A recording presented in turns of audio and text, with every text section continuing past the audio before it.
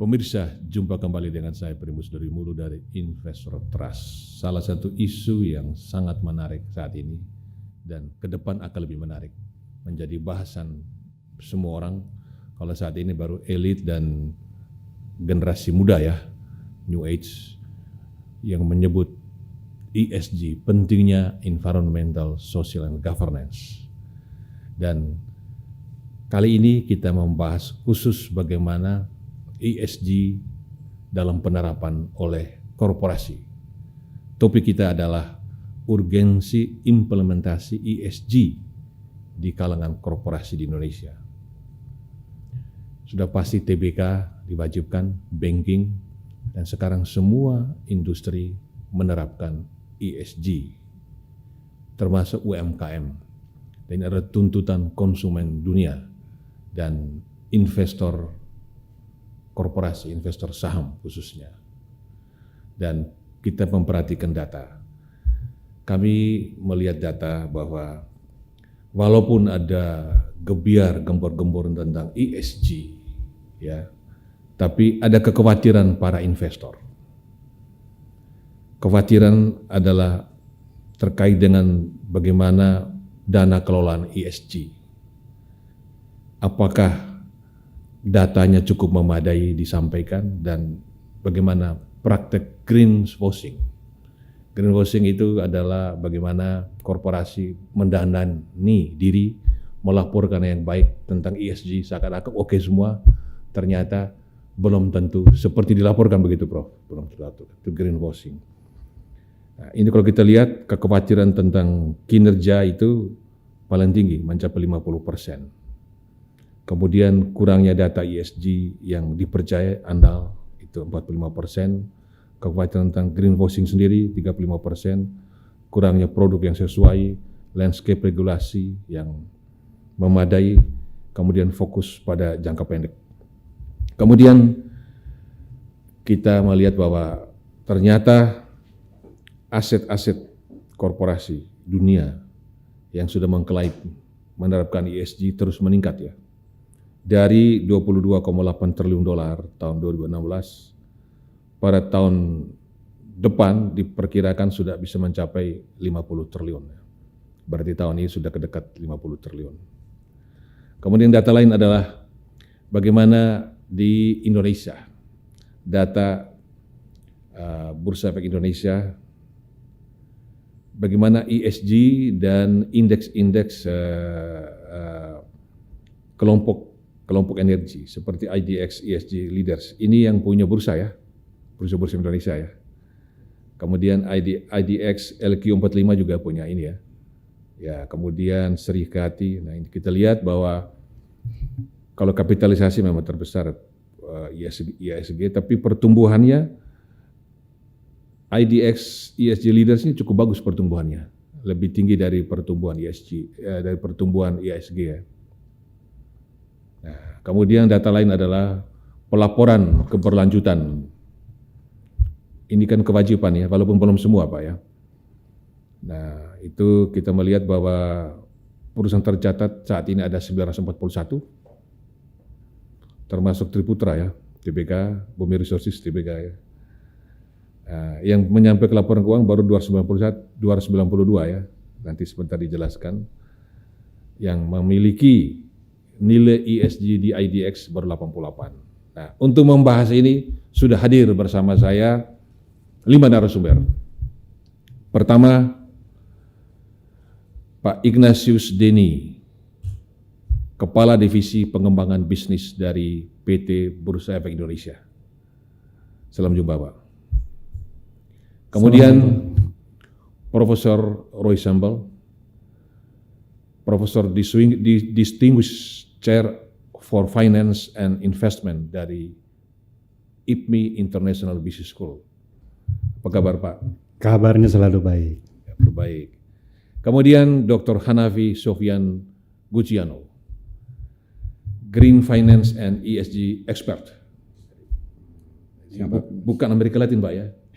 Orang Indonesia Pak. Indonesia. Guciano. Naturalisasi main bola. Kemudian Pak Dr. Widiantoko Sumarlin, Chief Sustainability Officer dari PT Triputra Agro Persada Tbk.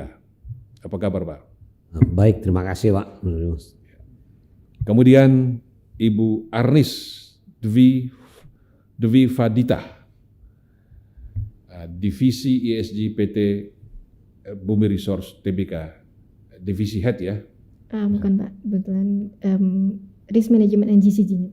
Risk Management, oke. Nah, udah lengkap ini. Ada dari Bursa Indonesia, ada expertnya, ada pelakunya, ada orang akademisinya. Nah, sesuai dengan topik kita, barangkali Pak Hanafi lebih dulu. Kita mulai dari Amerika Latin dulu, Pak.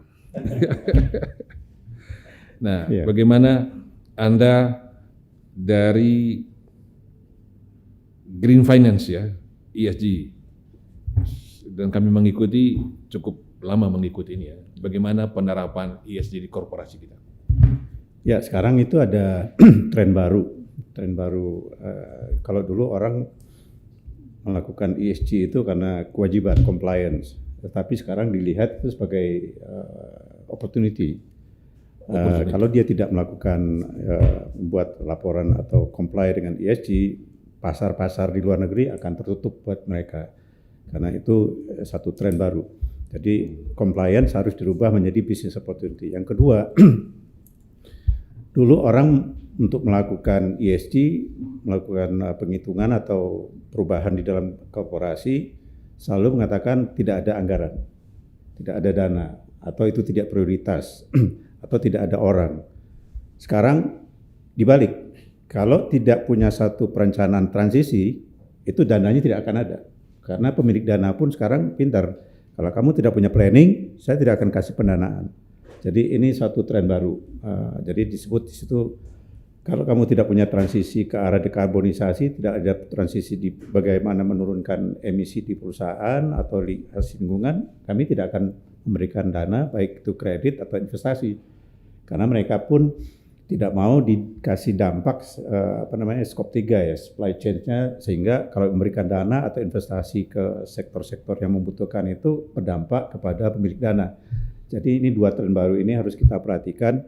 Kalau dulu sekedar compliance, reporting, dan asal datanya ada, tetapi sekarang ada satu kriteria baru, ISO. ISO ini menstandarisasi persyaratan-persyaratan reporting untuk menjadi satu. Kalau dulu mungkin ada dari Morgan Stanley, ada Sustainalytics, segala macam. Tapi nanti ISO menjadi standar internasional.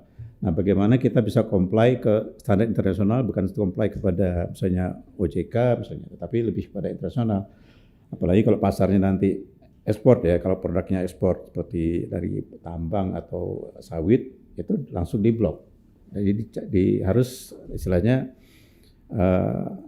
carbon footprint-nya harus dideclare. Habis itu ada CBAM, Cross Border Adjustment Mechanism, dan itu akan berlaku dan akan berdampak besar pada Indonesia, korporasi Indonesia kalau tidak berubah. Itu yang penting satu. Baik Pak Hanafi, jadi ada 2 poin paling tidak ya, bahwa tidak sekedar comply terhadap regulasi, aturan, tetapi ini opportunity, kalau mau maju harus ESG, kan begitu kan. Yang kedua, pendanaan itu bisa diperoleh gampang asal jelas ada planning yang bagus. Itu korporasi perusahaan-perusahaan yang mendanai itu melihat ya, kalau ada jelas perencanaan ESG itu gampang mendapatkan dana. Jadi sebelum ke Prof ya, kita lihat ke pelaku dulu ya Pak ya. Nah, kita melihat bagaimana penerapan di Triputra Agro Persada Tbk. Silakan Pak Widi. Ya, terima kasih Pak. Jadi sebagaimana disampaikan tadi, memang ini bukan compliant, tapi memang ini sudah menjadi tuntutan pasar dunia. Jadi kami pun di Triputra ini sebenarnya juga sudah lama merupakan the way we do business ya, the way our strategy of doing business. Jadi kita memang sudah punya mindset bahwa dalam melakukan ini kita juga harus memperhatikan ESG, environment, social and governance. Salah contoh misalnya kita kebetulan saya ada di bidang di Triputra ini melihat dalam sektor agribisnis. Di grup Triputra itu di agribisnis itu ada di sawit, di karet, di beras dan di jagung. Jadi ada macam-macam nih. Tapi ininya sama. Penerapan semangatnya sama, penekanannya tergantung memang komoditasnya. Jadi di sawit misalnya yang tuntutannya sudah lama dari paling tinggi, kita sudah mempunyai roadmap di mana pada tahun 2036 nanti kita mencanangkan untuk diri sendiri neutral carbon tercapai di tahun 2036. Jadi beberapa strategi yang kami lakukan dan kegiatan yang kami lakukan untuk menuju ke situ, mulai dari avoidance ya, sampai substitution, sampai mitigation, reduction gitu. Jadi kalau avoidance ya mengikuti policy NDPE, no deforestation, not peat exploitation. Kita mengikuti masuk ke dalam sertifikasi RSPO, Roundtable Sustainable Palm Oil, di mana kita setiap meal kita sertifikasi terus untuk mengikuti apa-apa yang juga menjadi standar dan permintaan dunia. Karena ini juga ada opportunity business. Kalau kita bisa menjual dengan semua yang sertifikasi yang murni, kita akan mendapat juga harga yang paling bagus. Dan itu kan nanti ditranslate juga kepada supply chain yang lebih bagus. Nah, salah satu juga kita untuk mitigasi misalnya kita mencoba mengcapture methane gas, membuat biogas, di mana biogas itu kita konversi lagi ke dalam untuk memanfaatkan energinya.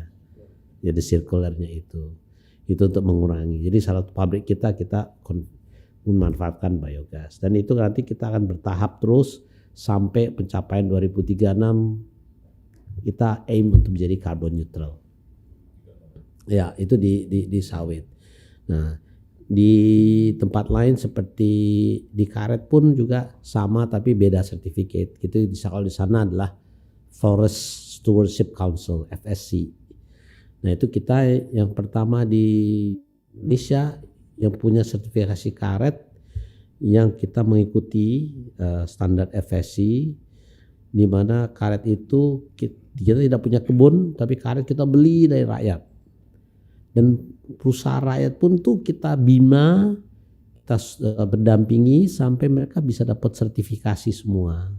Sehingga yang kita jual pun akhirnya harganya juga harga yang sangat premium, yang bisa dipakai juga untuk membenahi tata kelola di rakyat.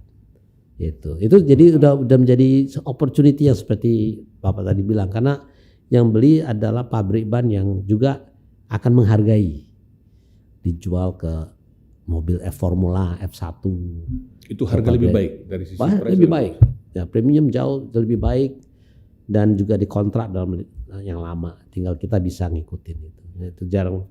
Jadi di Triputra Group kita memang terus berkomitmen untuk bagaimana kita meningkatkan tiap tahun tantangan terhadap ESG itu. Kita bagaimana try to be leading lah kalau enggak ini. Sama dengan di beras dan di jagung pun kita juga mencoba, kalau dari situ aimnya agak beda, kita membantu ketahanan pangan. Bagaimana kita meningkatkan yield daripada para petani, sekalipun kita tidak punya lahannya, tapi kita bermitra dengan banyak itu. Mungkin itu sekedar ininya. Ya. Nanti sebentar kalau ada presentasi perlu disampaikan ke Ibu Arnis dulu. Silakan. Ya, bagaimana pelaksanaan di Bumi Resources? Ya, baik, terima kasih Pak. Jadi kalau di perusahaan kami memang komitmen atas keberlanjutan itu sudah menjadi budaya ya Pak. Apalagi kami memang sebagai perusahaan holding yang visi misinya itu memang menjadi perusahaan global di bidang energi dan pertambangan. Jadi komitmen kami atas keberlanjutan itu tergambar jelas dari apa yang anak usaha kami lakukan. Anak usaha kami yang terbesar itu ada di KPC dan Arutmin Pak, Kaltim Primakol dan Arutmin Indonesia. Dan teman-teman di sana anak usaha kami itu sudah banyak melakukan program-program Dan sebagai holding kami juga memiliki target prioritas yang menjadi strategi di roadmap ESG kami, Pak, seperti itu. Jadi salah satunya itu yang bisa saya contohkan, kami memiliki roadmap, memiliki plan untuk menerapkan ESG itu diperluas diversifikasi bisnisnya, tidak hanya di sektor batubara tapi juga diversifikasi hilir batubara dan bisnis non batubara. Seperti itu, Pak.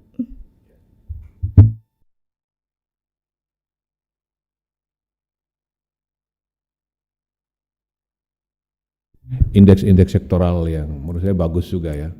Investor bisa mempunyai pilihan ya, selain LQ45 ini.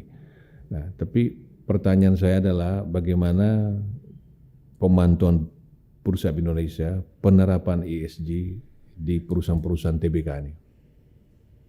Baik, terima kasih Pak Primus.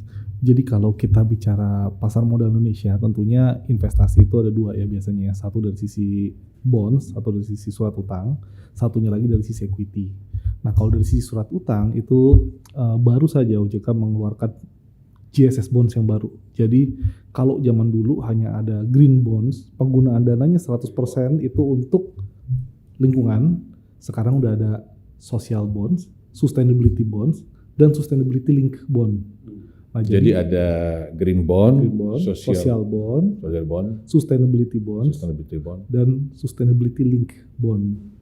Sustainability link bond. Link bond. Jadi kalau tadi green seluruh penggunaan dananya untuk lingkungan, sosial seluruh penggunaan dananya untuk sosial, sustainability seluruh penggunaan dananya untuk green dan sosial, jadi untuk lingkungan maupun sosial.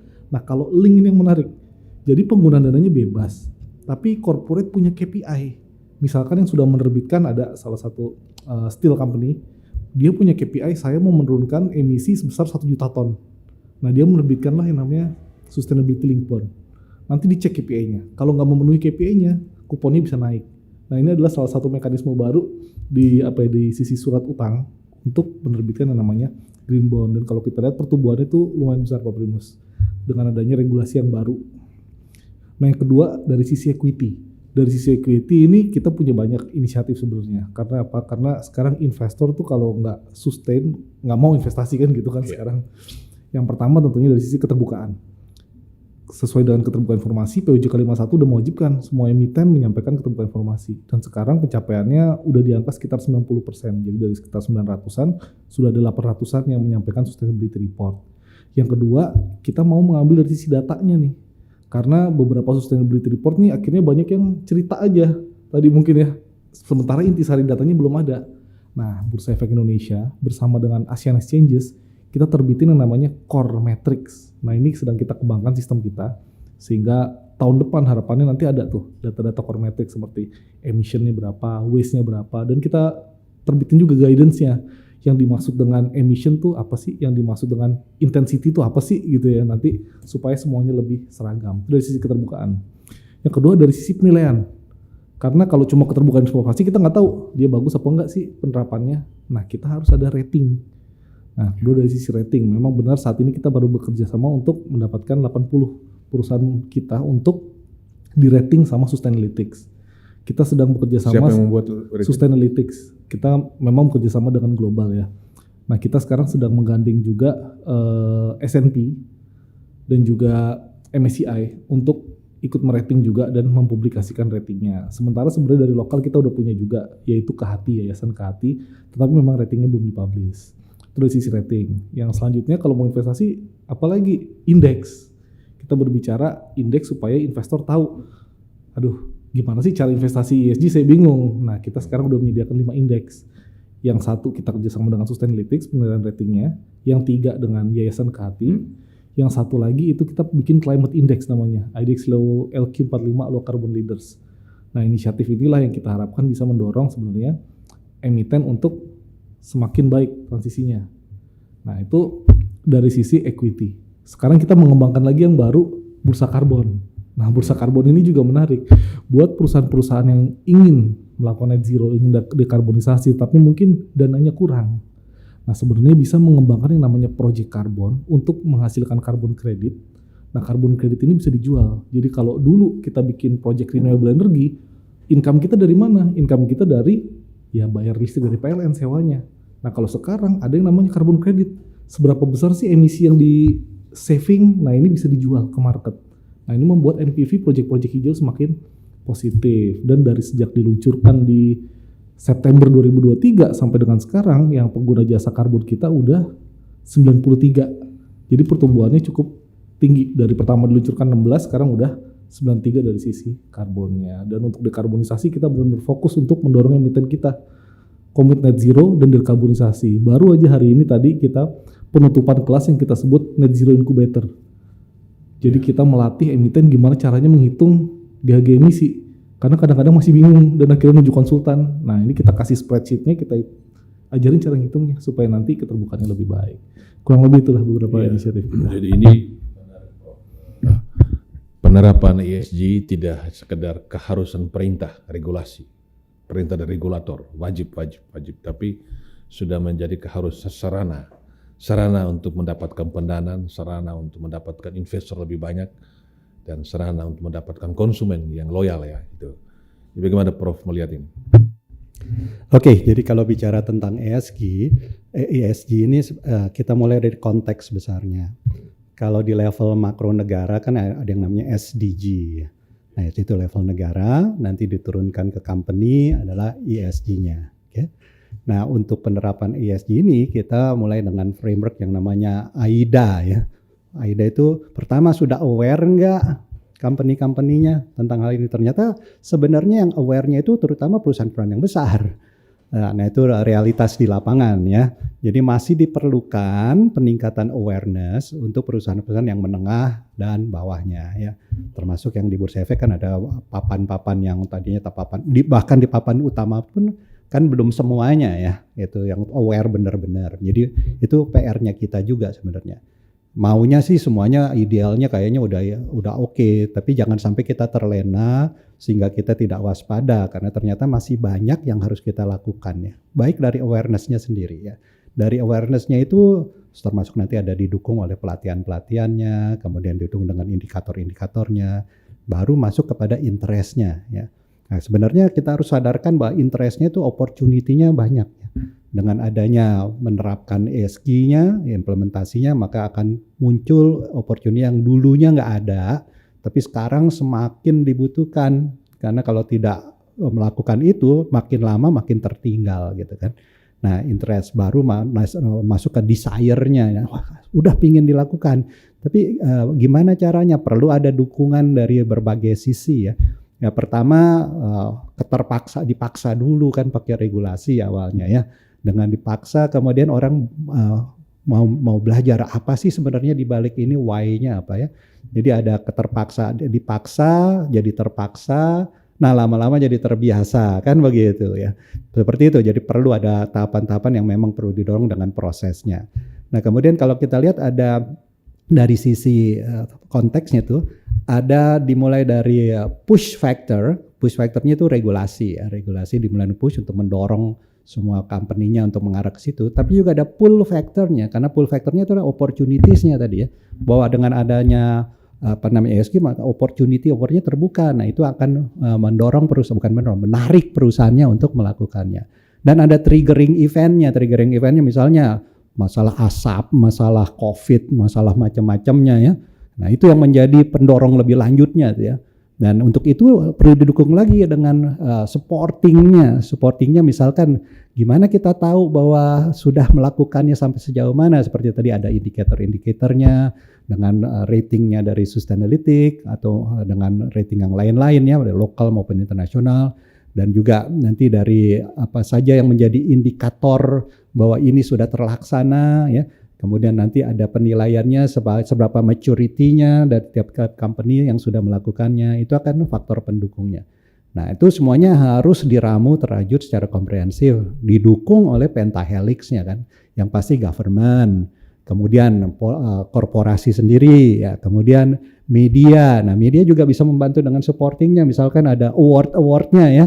Dengan adanya awardnya itu, jadi orang bisa tahu, oh ternyata kita bisa belajar, misalnya dari Triputra, kita bisa belajar dari Bumi Resources misalnya ya, dari company-company yang sudah dianggap bisa jadi kakaknya untuk kita meniru hal-hal yang positifnya. Seperti itu.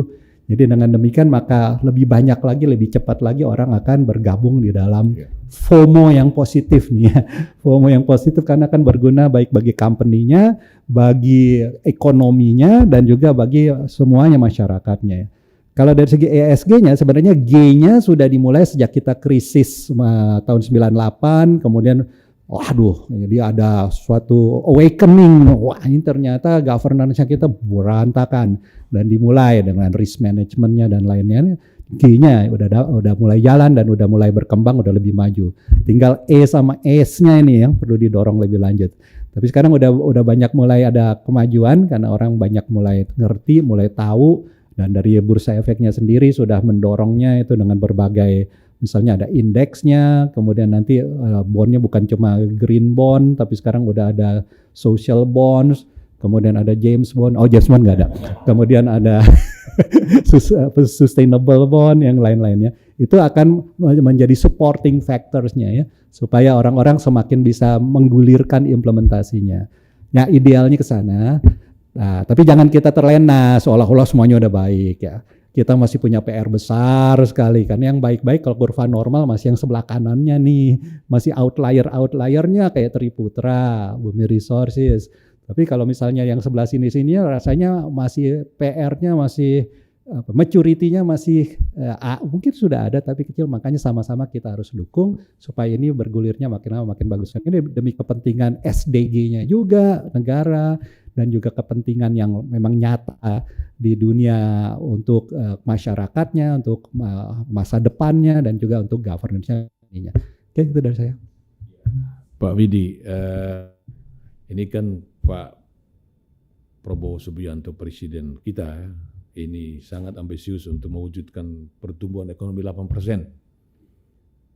Dengan latar belakang kita 10 tahun terakhir rata-rata 5% kan gitu kan. Dan tahun ini bisa jadi di bawah 5% kan. Dari kemarin Q3 kan di bawah 5% ya. Tahun pemilu yang diharapkan bisa nendang orang spending untuk dapat suara, ternyata nggak belanja juga. Rupanya masyarakat tetap daya beli lemah kan, berarti nggak ada spending kan. Serangan Fajar rupanya nggak ada. Buktinya daya beli nggak ada juga kan. Nah, pertanyaannya, ini salah satu yang diharapkan bisa mendorong pertumbuhan adalah ekonomi hijau. Ekonomi hijau penerapan ESG kan ya. Ini bagaimana Anda melihat ini bisa nggak dengan mulai dari Triputra, dengan penerapan ESG ini apakah kinerja akan lebih naik lebih cepat, profitabilitas akan lebih tinggi? Ya, ini Pak, ini kan sebenarnya ya seperti yang disampaikan Profesor itu kan memang awareness-nya itu yang kan harus dibangun juga. Jadi memang dari situ baru kita mulai bisa melihat mencari peluang-peluang di dalam pertumbuhan di situ. Karena memang sebenarnya kalau dilihat peluang untuk menciptakan pertumbuhan dalam industri itu banyak. Cuma memanfaatkan dan mencarinya memang kita nggak bisa hanya duduk diam aja, kita even mencari. Seperti kalau kita bicara kita punya apa sih di dalam ini, kita punya hutan bakau, kita punya ini, itu peluang sekali untuk dijadikan suatu usaha untuk industri hijau. Masih banyak ekoturism yang dipakai untuk di mana-mana. Karena kita punya pesisir, hutan bakau besar sekali di dunia gitu. Itu aja masih banyak yang kita lakukan. Belum lagi kalau kita masuk ke dalam ranah renewable energy. Itu juga masih banyak yang peluang yang sebelumnya belum kita gali semuanya, dari biomasa sampai di biofuel juga. Itu alternatif. Memang kita sudah lihat bahwa sawit sebagai Biodiesel itu salah satu yang sudah terbukti kita bisa unggul di situ. Tetapi jangan lupa ada banyak juga komoditi lain yang bisa digunakan, terutama kalau kita sudah bicara ke depannya adalah persaingan dengan lahan untuk makanan. Ya, kalau suatu saat kan kita berhadapi dengan isu itu, lahan untuk makan atau lahan untuk energi gitu. Tapi kalau kita sudah menggunakan komoditi yang kita pakai itu lahan degradasi, lahan kritis, lahan itu peluang hijau lagi di situ. Ya, kita sekaligus memanfaatkan lahan-lahan yang ini dengan komoditi-komoditi yang sebenarnya belum banyak dipikir orang. Misalnya seperti komoditi jatropa, jarak gitu. Itu bisa juga menjadi sumber energi dengan kondisi yang baik gitu. Jadi menurut saya ini memang perlu diberi dorongan, diberi insentif untuk kita lihat untuk peluang itu. Tidak bisa kita sendiri itu. Tapi pertanyaan saya, bisa nggak itu kontribusi berapa persen kalau ekonomi hijau, mulai dari lingkungan sawit sendiri, itu bisa berkontribusi terhadap pertumbuhan ekonomi? Rasanya sih optimis bisa, Pak. Kalau itu dengan kita diberikan insentif, itu bisa menambah 1-2% pertumbuhan bisa. Dengan strategi yang kondusif ya, semuanya itu bisa. Ya, saya ke Pak Hanafi dulu, Pak. Tadi Prof. Roy sudah menyebutkan ESG ya. G itu sudah lama memang, dari dulu kan orang bisa sebut GCG, Good Corporate Governance ya.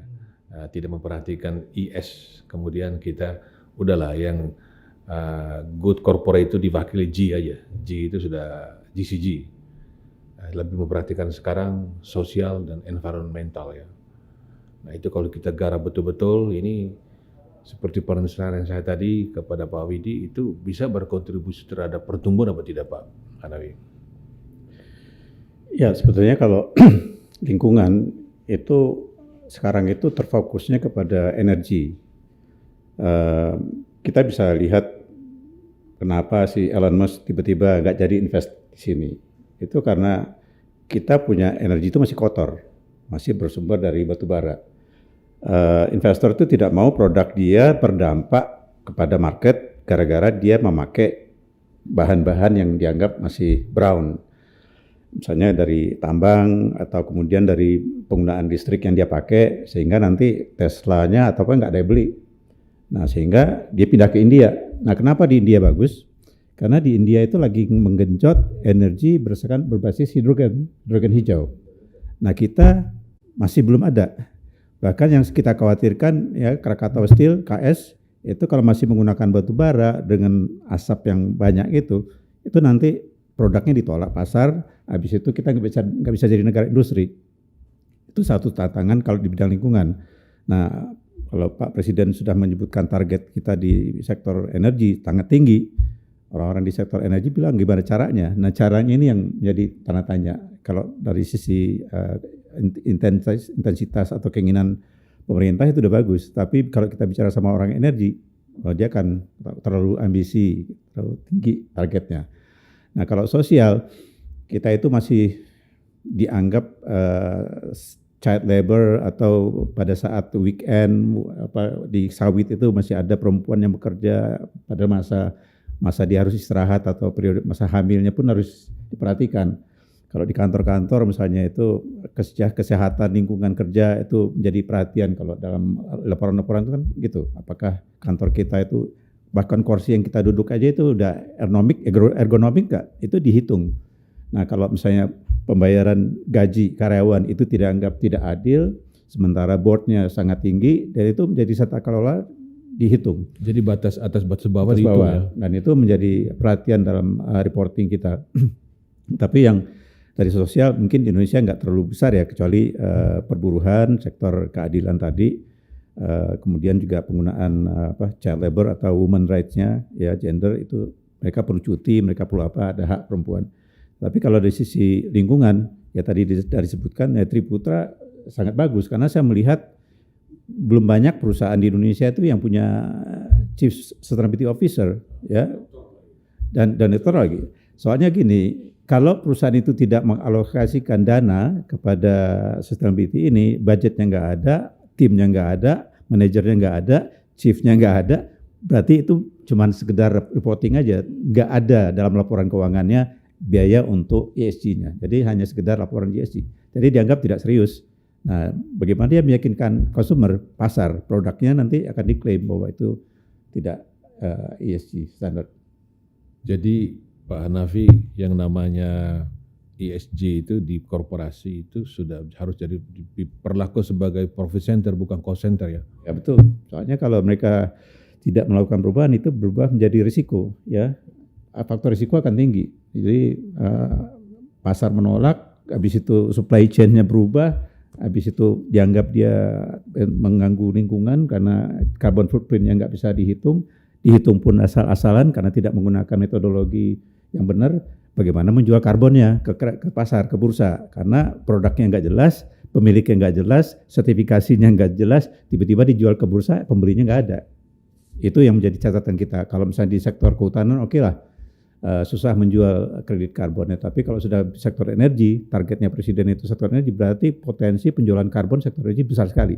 Masalahnya siapa yang akan membeli?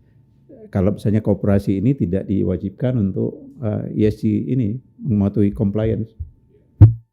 Nah, Ibu Arnis, ini divisi yang Anda pegang itu masih sebut risk ya? Ya, risk dan ESG, Ya, Pak. kalau Pak Hanafi tadi bilang jangan sebut risk ini mesti supaya nggak kelihatan apa itu.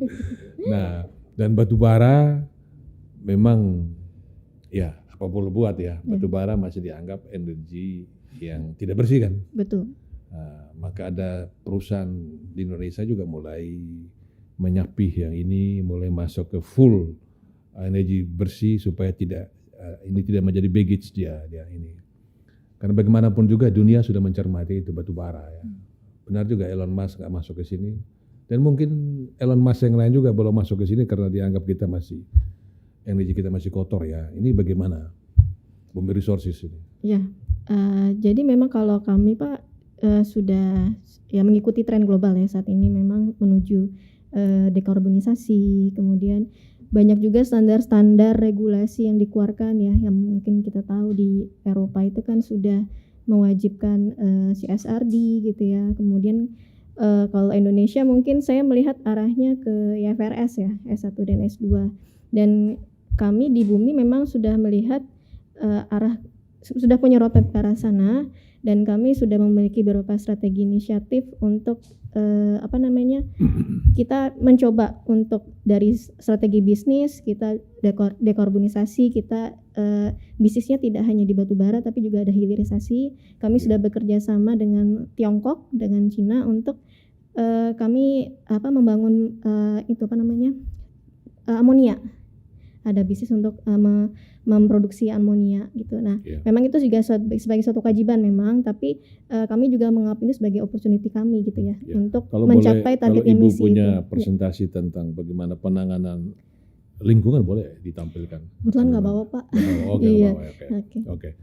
Jadi seperti itu ya. Tapi Bumi Resources itu hanya batu bara aja atau sudah mulai mengembangkan energi misalnya power plant yang PLTA atau mulai menangani geothermal. Kalau saat ini arahan dari manajemen belum Pak gitu. Belum, tapi memang terkait hilirisasi yang bisa saya sampaikan, memang kami sudah berusaha untuk membangun smelter untuk amonia itu Pak, seperti itu.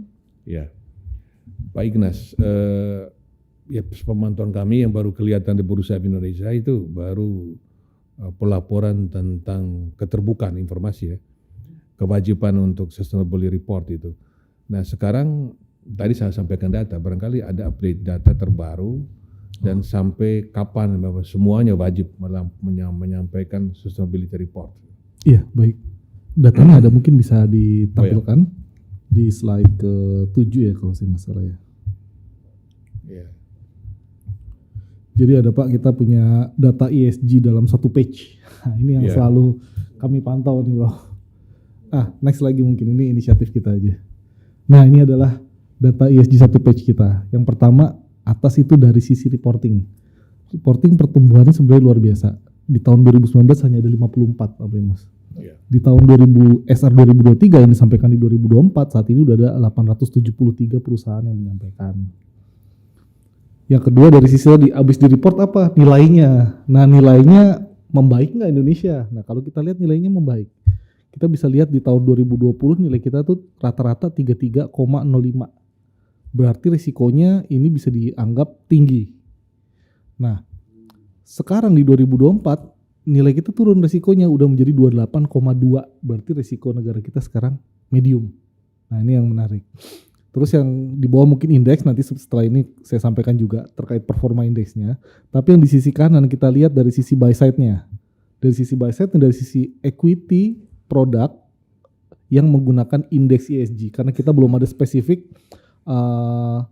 equity produk sustainability itu kan belum ada ya. Jadi kita nge-track yang pakai indeks based on ESG aja.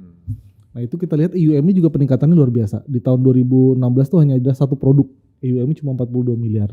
Sekarang produknya udah 23 dengan AUM-nya sekitar berapa tuh? 6 triliun ya.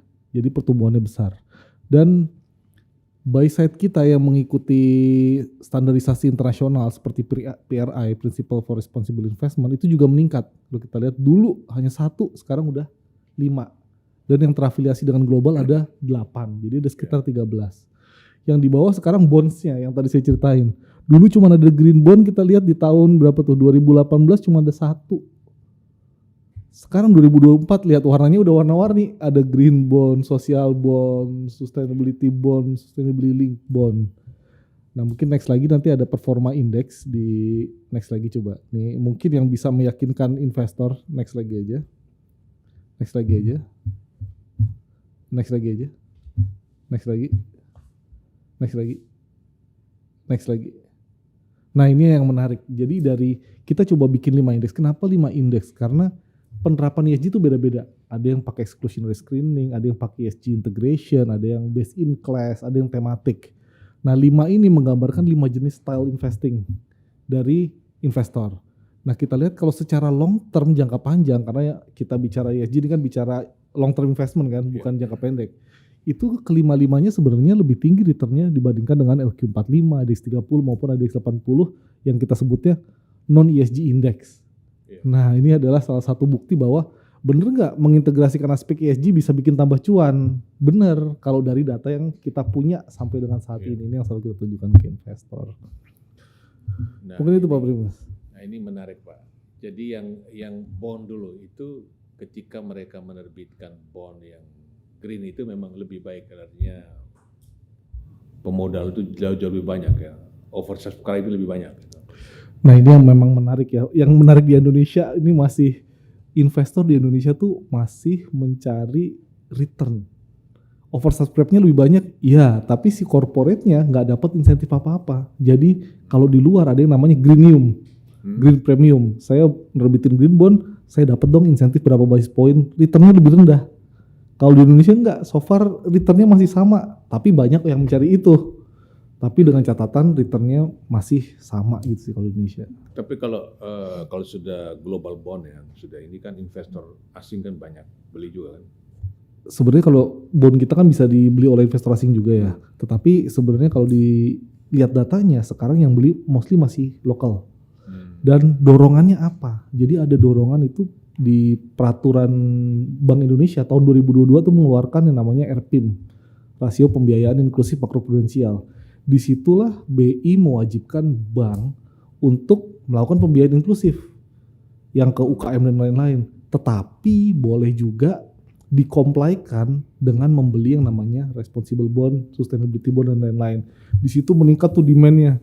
Tetapi tetap masih pada minta return-nya sama. Ini ya salah satu permasalahan memang yang ya kita perlu tingkatin ekosistemnya ya, karena kan dari sisi buy side lain belum ada kewajiban nih, kita bicara pension fund, insurance, semuanya kan belum ada kewajiban.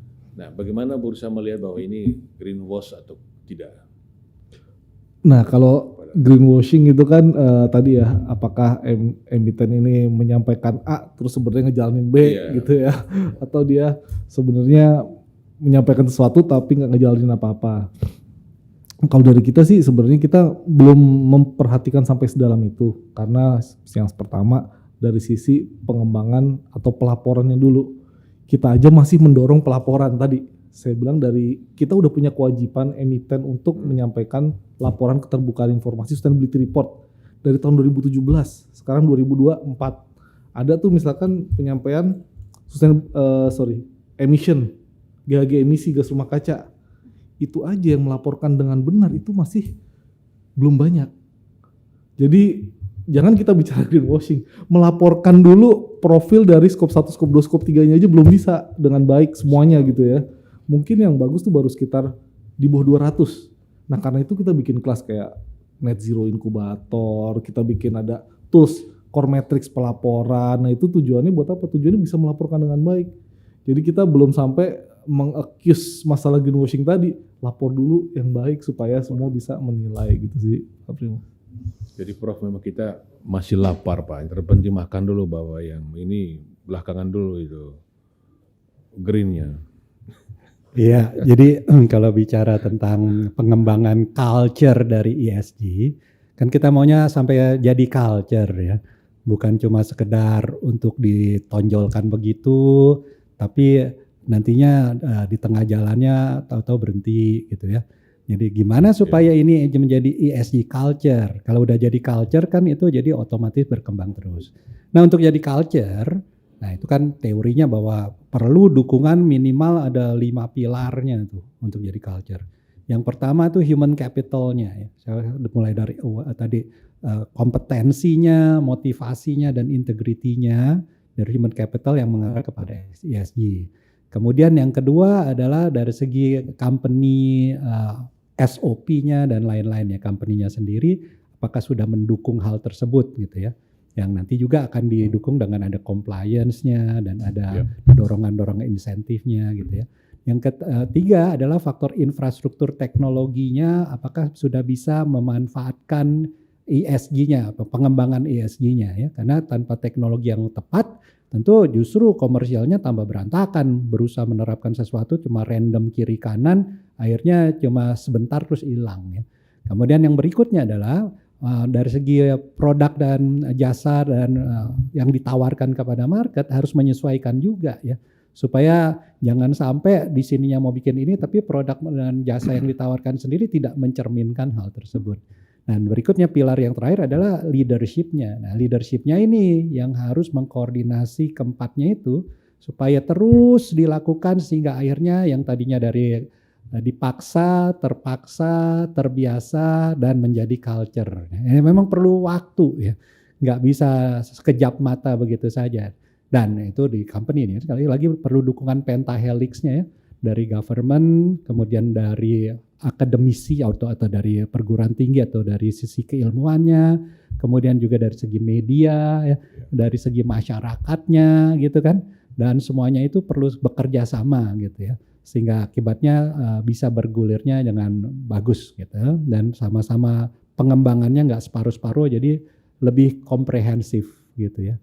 Yang seperti itu. Dan juga nanti kalau kita bicara tentang penilaiannya, perlu ada indikator-indikator yang lebih tepat gitu ya, supaya nanti bahwa tahunya sudah maturity dari penerapan ESG-nya sampai di mana, kemudian tahu kelemahan yang masih mesti dikembangkan yang mana. Jadi ukuran-ukurannya juga perlu ada yang lebih akurat dan lebih komprehensif, dan ada kontekstual bisnisnya jadi jalan gitu. Ya, mungkin Pak Widi dulu. Pak Widi, kalau ada presentasi bisa disampaikan, bisa kita lihat bagaimana penerapan penanganan environmental dan sosial ya di Triputra ya, supaya meyakinkan para pemirsa bahwa tidak ada greenwashing di situ, bahwa mantap lah. Oh, saya maaf belum bawa presentasi. Oh tadi oh enggak ya, oke. Apa-apa. Tapi kan kami selalu ada di laporan, di website juga ada, di laporan kami di Sustainability Report ya, bahkan di juga berapa kali juga dapat award mengenai sustainability, belakangan juga dari konservasi kami, ada yang kami salah satu wilayah kami jadikan wilayah konservasi jadi taman. Ya. Jadi ada dalam laporan kami Pak. Sejak kapan ada desk khusus yang sustainability? Sustainability itu berevolusi Pak. Jadi kalau dibilang awalnya itu kan seiring dengan zaman dulu kan mungkin sebelum kalau dari segi makro kan sebelum SDG kan Millennium Development Goal kan, MDGs. ya MDGs terus.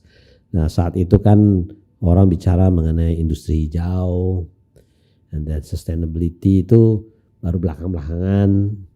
Jadi memang itu kalau dari sawit waktu kita muncul pun kita sudah mulai memikirkan mengenai sustainability dari awal itu. Pak Bidu udah lama di sana. Saya sudah lama, sudah Udah berapa tahun Pak di mungkin 15 tahun lah saya itu. nyaris jadi founder juga berarti kan? Oh bukan, ada. Iya. Jadi ya, tapi tidak langsung saya memang tadinya di karet terus berkembang di Ya, beberapa mungkin sektor. contoh bagaimana penanganan lingkungan. Bagaimana penanganan lingkungan di perusahaan sawit di Iya, Putra.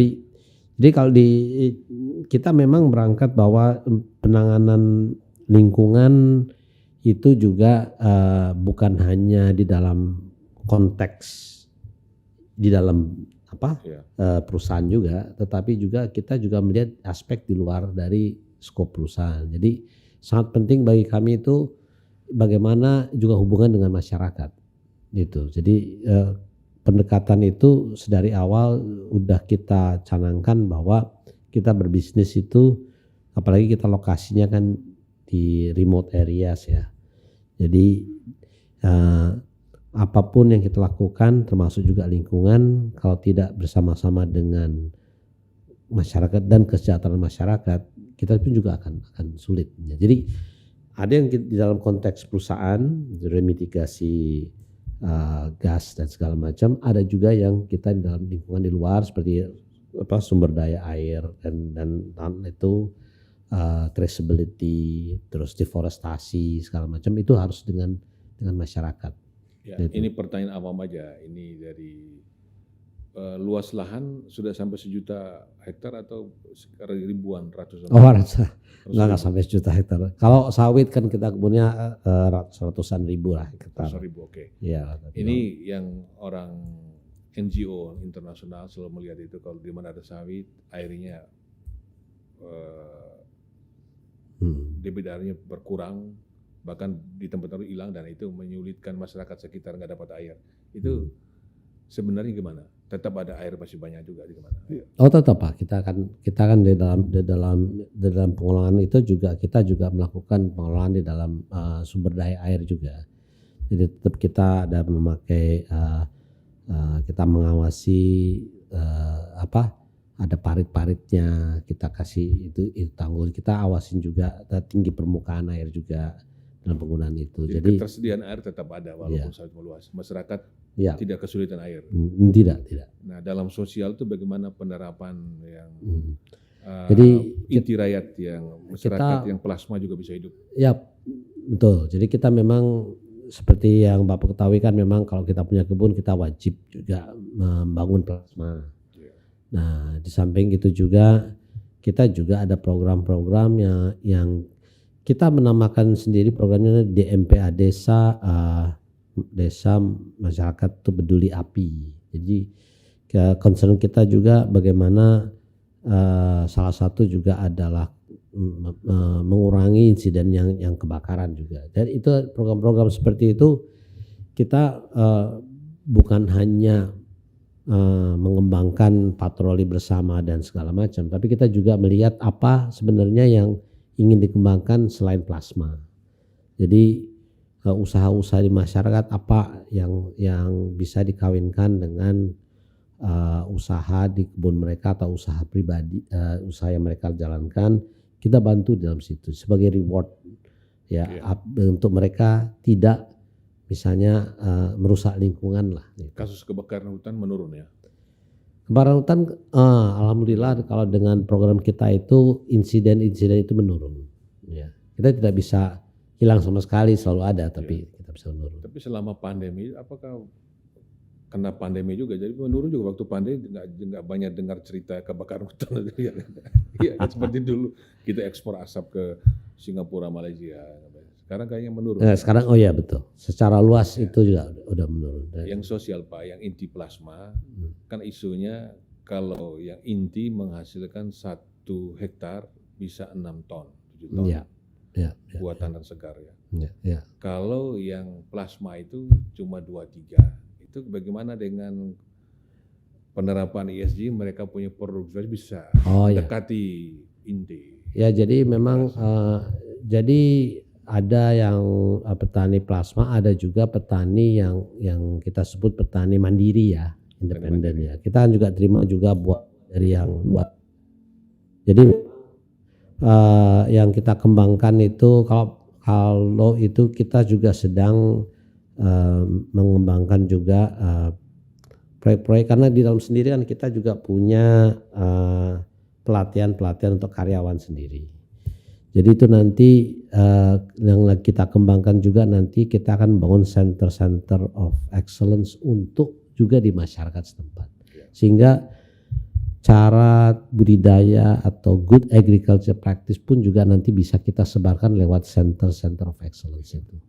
Itu yang sedang kita kembangkan. Sementara ini kan kepada plasma kita, karena plasma kita juga yang membangun itu. Kalau Bu Arnis itu yang tambang batubara khususnya, itu kan bagaimanapun juga menambang kan merusak dulu baru dia membangun kembali. Isunya bagaimana pasca tambang itu, ada contoh nggak setelah selesai berapa tahun lagi dia udah bisa hutan lagi. Saya pernah mengunjungi KPC. KPC itu anak perusahaan dari Bumi Resources. Betul Pak. KPC Australia. dulu Dulunya, Australia. ya betul. Nah, karena saya ke sana Prof itu. Itu dijelaskan mereka pertama kali menggali itu topsoilnya disimpan. Nah, kemudian mereka gali, menambang, setelah itu dimasukin tanah, terakhir taruh topsoil, sehingga 5 tahun tuh udah bisa berbuah lagi, karena Kalimantan kan panas 12 bulan, hujan 12 bulan juga, jadi cepat bertumbuh kan itu. Iya, betul Pak. Jadi memang di lokasi anak usaha kami itu memang proyek-proyek reklamasi di area reklamasi itu seperti yang tadi Bapak ceritakan, memang menjadi hutan kembali, kita tanam kembali. Kemudian bahkan ada di site di anak usaha kami di Arutmin itu memang dia tanahnya itu memang sekarang sudah menghitung berapa stok karbon yang bisa diserap dan kemudian itu bisa dimanfaatkan dan itu bisa menjadi reduksi karbonnya, seperti itu Pak. Dan ada beberapa contoh juga di KPC itu dia menjadi semacam bisa menjadi objek wisata, jalan daun wisata. Juga di Arutmin juga seperti itu Pak. Jadi banyak yang bisa istilahnya kita kembalikan ya ke lingkungan, ke alam dari proyek reklamasi kami, seperti itu Pak. Iya, saya pernah lihat itu memang ada itu jadi hutan, kemudian ada yang memang di-backing jadi sumber baku air. Ya. Ya, dan jernih sekali. Iya, kalau di KPC itu bahkan memang sudah dibangun PLTA, semacam PLTA gitu Pak, itu untuk mengalirkan air ke rakyat yang di sekitar, masyarakat sekitar gitu, itu menjadi sumber airnya kalau di KPC di Sangatta ya. Tapi kalau di Arutmin, saya juga pernah berapa kali ke sana, memang itu yang tadi saya ceritakan, pemberdayaan masyarakat terkait lingkungan itu dari penghijauannya, kemudian saya juga ikut menanam kembali di salah satu site-nya itu tanaman seperti tanaman yang bisa kita budidayakan seperti mangga, nanas, anangka gitu ya. Itu juga akan kembali ke masyarakat, itu kita pemberdayaan masyarakat, salah satu bentuk CSR kita gitu. Nah, itu memang komitmen kita seperti itu terus sih Pak di anak usaha kami. Iya.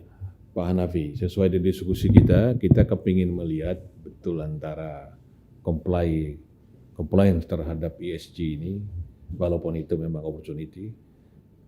Kalau dia tidak TBK, produk-produk dia lebih laku di luar negeri. Dalam negeri tadi karena awareness kurang ya, terpenting murah aja kan, Bapak dia dihasilkan penerap ESG nggak bagus, pokoknya murah kan gitu. Tapi luar negeri mereka memperhatikan. Kemudian kalau dia perusahaan TBK ya, itu harga sahamnya bisa kelihatan. Karena 4-5 bulan lalu ya, sekarang udah meredah ya, satu perusahaan saya tidak sebut namanya, karena perusahaan itu geothermal. Kemudian fund memasukkan dia, fund asing. Kemudian ada fund besar membeli itu, jadi harganya bisa naik itu ratusan kali sehingga market cap-nya pernah mencapai 1.500 triliun, kan gede sekali. Itu mengalahkan bank gitu. Gimana? Ya, sebetulnya peluang di Indonesia itu nggak terbatas yang ada di capital market ya. Sebetulnya yang belum IPO pun lebih, ya kayak tadi geothermal ya. Kalau PGIO itu memang harga sahamnya bagus ya, karena memang dia sudah dihitung sebagai klinik. Tapi kalau saya kita lihat potensi yang lagi dipromosikan oleh pemerintah, geothermal Indonesia itu kan terbesar di dunia. Tetapi masalahnya siapa yang mau invest? Kalau ada yang mau invest, masalahnya belum selesai. Pertama, tanah adat, kemudian masyarakat adat, dan itu kalau tidak pernah diadres isunya itu, hak mereka, bagian mereka itu akan menciptakan masalah baru. Sama dengan tambang misalnya. Tadi reklamasi begitu sudah di topsoilnya ditumpukin, tapi pada saat hujan itu bencana banjir. Itu siapa yang terkena dampak? Masyarakatnya. Kalau sawit misalnya, itu kan ada gas metan ya, ada limbahnya. Gas metan itu kalau nggak diatasi bagaimana? Padahal kalau kita pakai konsep circularity, itu limbahnya sawit itu potensinya luar biasa dijadikan biochar. Biochar itu bisa ganti pupuk, tidak perlu beli pupuk dari kimia jauh-jauh, cukup ada di lokasi, dan kemudian memperkerjakan banyak orang. Dan itu circularity yang sangat bagus. Produk yang akan dijual pun akan dianggap green. Nah ini hal-hal ini nggak dilihat kita, karena memang yang di bursa efek kan lebih dilihat performance ya. Tetapi itu belum digarap tadi, peluang tadi belum digarap sama sekali ya. Ya, karena peluangnya besar sekali karena dunia sudah melihat itu. Indonesia itu nggak hanya di sisi corporate, tapi sektor pun Indonesia sudah dilihat. Kalau tadi energi, kita bicara energi, gedung ya. Ini gedung-gedung kita ini besok itu akan keluar peraturan menteri menghitung efisiensi energi di gedung. Bagaimana itu kita konversi menjadi penurunan emisi. Jadi penurunan energy saving menjadi penurunan emisi, disertifikasi, bisa dijual karbonnya. Jadi peluang-peluang itu sebenarnya dari sisi korporasi pun banyak. Berapa gedung yang ada di Sudirman Tamrin, itu belum ada satupun yang istilahnya menjual karbon kreditnya dari sisi penurunan. Jadi memang kalau kita terlalu memfokuskan kepada yang sudah ada di bursa, dan jika wajib, kalau tidak kan investornya akan nolak. Tetapi yang nggak dilihat ini peluangnya besar sekali. Dan ini yang kemarin itu dicoba dijual di Baku ya, di Azerbaijan. Mudah-mudahan itu menjadi respon karena itu bisa mengatasi kesulitan ekonomi kita dan kemudian mempekerjakan banyak orang. Dan masalah-masalah stunting atau pangan pun bisa diatasi. Tapi kalau kita nggak melihatnya dari sisi strategis, ESG ini hanya sekedar compliant dan kemudian profit 5 tahun atau 3Ps ya, planet, prosperity, dan kemudian people, tetapi tidak lihat strategi 15 tahun, 20 tahun ya, yang Indonesia emas itu ya kita kehilangan peluang. Di situ saya lihat talenta ini belum ada. Kedua, komunikasi ESG ini masih lemah. Di sisi ini mungkin sisi media ya. Bagaimana laporan-laporan ESG itu tidak pernah di-upload sehingga orang nggak melihat itu seksi. Padahal itu profesi yang sangat dibutuhkan. Kalau enggak itu greenwashing semua. Apa yang ada di website, apa yang dipublish itu greenwashing semua, nggak benar semua. Tapi kalau ada komunikator yang tepat, PR yang pas untuk korporasi itu, dia melaporkan dan itu yang ditunggu-tunggu oleh stakeholder, customer, investor, ya board pun akan senang. Nah ini yang masih kurang bagi kita. Itu government kita sudah cukup perhatian nggak? Silakan.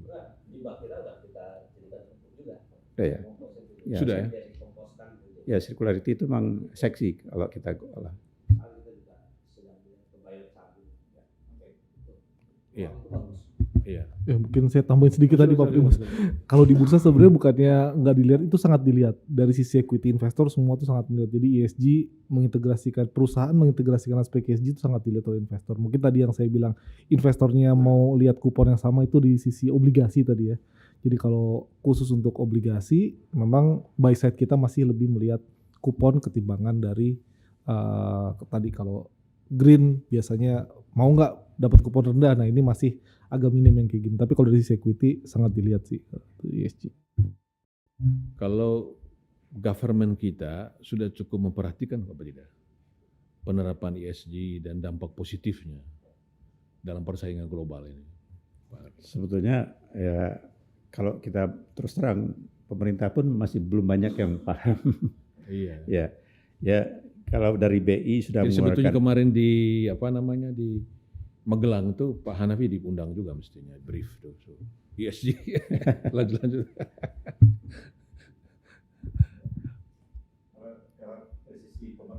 dari sisi pemerintah ya itu hanya sekedar policy dan prosedur. Tapi kemudian tidak ada monitoring, tidak ada KPI yang dikejar, kemudian sektor roadmap pun nggak jelas. Jadi misalnya tambang atau sawit, mestinya ada roadmap. Makanya industrialisasi di Indonesia itu tidak dilihat orang karena roadmapnya nggak ada. Kedua, energinya kotor, kemudian supply chain-nya nggak jelas, ya gimana mau ini. Di situ peran pemerintah harus jelas. Gitu. Kalau enggak, jadi anggap orang kita nggak serius. Nah, dari pemerhati penerapan ESG, di mana posisi Indonesia di 10-11 negara ASEAN ini? Karena catatan kami, investasi yang dari Amerika, Eropa, Jepang, itu terbanyak ke Singapura. Bukan ke kita negara besar. Nah, investor terbesar di Indonesia adalah Singapura. Karena dia cuma numpang lewat aja. Iya kan itu kan ironis juga. Nah sebetulnya bagaimana posisi kita dalam penerapan ESG kita di dunia? Kalau kita lihat kepentingan Singapura itu dia mencuci dosanya ke Indonesia. Karena mereka itu offsetting dengan investasi di sektor green Indonesia, dia jadi green. Itu. Jadi sebetulnya Singapura itu kalau financial sector, building segala macam Singapura itu kan kemudian Singapore Airlines itu semua kan carbon footprint semua, dosa semua. Dia mencucinya dengan investasi di solar panel di Indonesia, di Batam. Oke, ini nanti listrik saya beli. Untung Pak Hasim kemarin mengatakan green energy kita nggak mau jual ke Singapura, bagus. Itu harus strategik namanya. Kita tahu sebetulnya, tapi kita terima. Kita terima karena butuh uangnya, butuh pekerjaannya. Misalnya di sisi ini mangrove atau peatland ya, itu Singapura tuh sengaja kasih uang, coba invest di situ, sektor REDD misalnya. Tapi kemudian carbon kreditnya buat saya, dan itu yang nggak boleh sebetulnya. Dan itu yang Pak Bu Menteri marah waktu itu. Sama dengan GCM kan, GCM Joint Crediting Mechanism yang dulu dengan Jepang, ya SDM juga marah.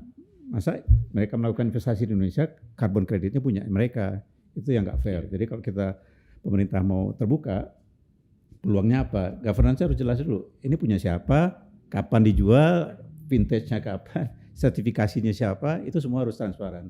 Nah ini kita nggak jelas. Sekarang ini yang local certification itu baru Skopindo. Yang 3 Jerman, TÜV Süd, TÜV North, sama SGS. Nah Indonesia baru Skopindo. Itu aja kita lemah. Bagaimana kita bisa menjual ke luar negeri kalau itu kita nggak punya sertifikasi itu. Jadi Singapura itu dia bikin climate impact exchange itu ekosistem. Investor sama orang yang butuh kredit itu digabung di satu tempat. Kita nggak berpikir ke situ. Bursa efek ya investor aja. Tetapi dia tidak menggabungkan investor yang juga membeli karbon kreditnya. Walaupun ada satu gedung ya, tetapi itu nggak ngomong. Itu 2 institusi yang nggak tiktokan. Nah, itu sayangnya. Nah ini Pak Hanafi menarik. Ini kebetulan dari Bursa Efek Indonesia Pak Ignas. Bursa karbon udah ada, tapi kurang rame. Itu menurut? Karena kesalahannya itu yang mempromosi bursa karbon ini adalah pemerintah, bukan orang pasar. Pemerintah itu kan nggak familiar pasar. Binatang apa ini? Pasar itu 5 rumusnya. Ada pembeli, ada penjual, ada barang, ada harga, ada kontrak. Nah kelima-limanya nggak jelas. Misalnya pembeli itu nggak merasa diwajibkan karena nggak ada reward and punishment-nya. Kedua barangnya itu punya siapa? Oh katanya punya Provinsi Kalimantan Timur, tapi masyarakatnya nggak kebagian, pemerintah pusatnya nggak kebagian. Akhirnya pembeli mengatakan nanti in leakage, kamu menjual sesuatu yang nggak ada additionality, maka berbahaya buat saya, reputasi saya. Ketiga barangnya disertifikasi siapa? Kalau sertifikasinya KLHK, ya nggak dipercaya pasar. Ya. Keempat harga udah dipatok. Kalau carbon tax kita cuma berapa $, ya orang ketawa kan. Ini jual barang apa ini? Investor luar negeri kan pengennya tuh ya $20 kayak $30 kayak karena memang disertifikasi bagus. Tapi kalau sertifikasinya lokal, ya pasarnya lokal, itu pun nggak ada reward and punishment yang kamu beli atau enggak gitu. Nah kelima kontrak. Kita itu sekarang ini mungkin baru vintage-nya berapa? Setahun 2 kali, 3 kali transaksi. Nah ini biasanya tuh kalau menjelang akhir tahun itu transaksinya banyak karena orang mau cuci dosa. Tetapi itu nggak kelihatan di bursa karbon kita, menurut saya. Nah, satu lagi Pak, sebelum Pak Ignas, saya pasti mau jawab. Ini karbon kredit juga nggak jalan juga Pak. Jadi tadi Pak Widi sebut kita punya hutan mangrove. Itu kan ada teman saya, wah dia kayaknya beli hutan atau apa pokoknya. Saya sekarang punya hutan Pak Primus di Maluku, di Papua. Berapa? Saya punya hutan 2 juta. 2 juta hektar. Saya mau ini dapat uang dari karbon kredit itu nggak jalan juga, belum dapat uang juga. Entah kapan itu gimana tuh? Ya itu tadi, kita sertifikasinya nggak jelas karena kalau kita bikin carbon project itu dari project design dokumennya pun detail. Itu siapa yang punya, di mana lokasinya, GPS-nya, apa jenis hutannya, kanopinya berapa, kemudian satelit remote sensing-nya, layer-layernya itu masyarakat adatnya pun dihitung. Nah kita tuh nggak transparan di situ. Masyarakat adat diusir, terus dianggap itu karbon saya. Pembeli itu nggak bodoh. Pembeli mengatakan, ya kalau saya beli sekarang, tahun ini, tahun depan itu jadi beban saya karena leakage, karena lokasinya diambil alih lagi oleh masyarakat. Itu satu sebab kenapa walaupun kita punya potensi menjual karbon, hutannya banyak, mangrove-nya banyak, terumbu karangnya banyak, ya dari sisi energi pun macam-macam, dari angin, arus laut segala macam. Tetapi kita nggak bisa menjualnya tadi karena 5 rumus pasar tadi nggak kena. Nah, ini kalau dijalankan bisa kontribusi 2-3%, 8% lewat itu. Silakan Pak Ignas. Ya mungkin sedikit menambahkan dan klarifikasi mungkin ya. Jadi kalau pasar karbon ada 2 ya. Yang pertama pasar karbon wajib yang sekarang itu perdagangan PT BPU. Yang kedua pasar karbon voluntary. Nah kalau kita berbicara pasar karbon voluntary memang saat ini yang tadi perdagangannya sampai dengan saat ini sekitar 900.000 ton di Bursa Efek Indonesia sedari pertama kali diluncurkan. Nah pertanyaannya banyak atau enggak? Tadi kan dibilang sangat kecil. Memang kalau kita bilang memang sangat kecil, itu hanya 900.000 ton. Tapi kalau kita bandingkan di pasar Asia, jadi baru sebulan lalu saya berbicara dengan semua bursa di Asia yang punya bursa karbon, itu kita yang paling tinggi di Asia. Di Asia loh saya bilang ini. Jadi ada Singapura, Malaysia, siapa lagi, Thailand, Hong Kong, China, semuanya bingung kok Indonesia bisa dapat 900.000 ton, sedangkan di negara kami jauh lebih rendah. Malaysia seperempatnya kita, Jepang mungkin hanya setengahnya, yang lain datanya bahkan sampai nggak berani dipublish, saking rendahnya transaksinya. Nah pertanyaannya kenapa seperti ini gitu kan? Kalau tadi kan framingnya metodologi kita jelek dan kita kurang bagus gitu lah ya. Kalau dari hasil diskusi yang kita lakukan di Bursa Asia, memang kita ngelihat sekarang ini carbon credit tuh kayak greenwashing. Jadi pemikiran investor terhadap carbon credit itu sangat rendah. Orang nggak mau beli carbon credit. Kenapa? Karena membeli itu berarti saya dosa. Karena saya cuma mencuci dosa dan itu greenwashing. Nah, dorongan ini yang terjadi di semua bursa secara global. Itu yang membuat orang berpikir, saya jual carbon credit deh, saya langsung untung.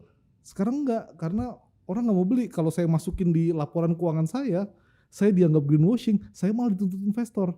Kalau 5 tahun lalu atau 10 tahun lalu, big corporates dia offsetting dengan carbon credit, dia dianggap wah oke nih, peduli lingkungan, saya mau beli sahamnya. Kalau sekarang di offsetting, dia dituntut sama investor, kamu ngapain greenwashing? Makanya sangat minim untuk pembelian carbon credit. Nah dari sisi Asia sendiri bagaimana untuk mengatasi ini? Memang kalau bisa carbon credit ini bisa meng-offset dari sisi tadi perdagangan wajibnya, PT BPU-nya. Nah kalau bisa dimasukin peraturan minimal 10% deh alokasinya. Sama kayak di Eropa. 5 tahun lalu boleh nggak kita mau ekspor karbon kredit ke Eropa? Boleh. Sekarang boleh nggak? Nggak boleh. Eropa nggak terima lagi. Oh ya? Nggak terima. Nah hal ini yang sebenarnya membuat demand dari karbon kredit rendah. Tapi kalau dari sisi pasar wajib, kita kan punya NDC juga ya targetnya ya. Nah itu memang tergantung dari tadi ya, target dari pemerintah sendiri, seberapa tinggi netapin pajaknya, seberapa besar capnya dialokasikan. Tapi transaksi dari tahun lalu itu setahu saya di 2023 di pembangkit listrik tenaga batu bara itu sekitar 7 juta ton. Dan ini tadi udah sangat baik. Kita 900.000 ton aja udah tertinggi se-Asia gitu kan. Apalagi 7 juta tambah 900 berarti 8 juta ton. Nah ini sebenarnya merupakan angka yang lumayan. Karena boleh name aja mungkin ada di bursa mana sih di dunia yang sampai 8 juta misalkan ya. Nah itu bisa disampaikan aja. Setahu saya cuma 2, Eropa sama Korea. karena yang lain itu masih sangat minimum. Mungkin mau respons dulu, Pak Ignas punya informasi, biar mantap Pak. Ya, sebetulnya informasi yang disampaikan itu agak sedikit berbeda. Kita harus membedakan antara carbon market sama carbon exchange. Kalau yang exchange itu apa yang ditransaksikan, tapi kalau carbon market itu ada CDM-nya, ada REDD-nya, ada performance based payment-nya, ada kemudian GCM-nya, dan itu yang besar.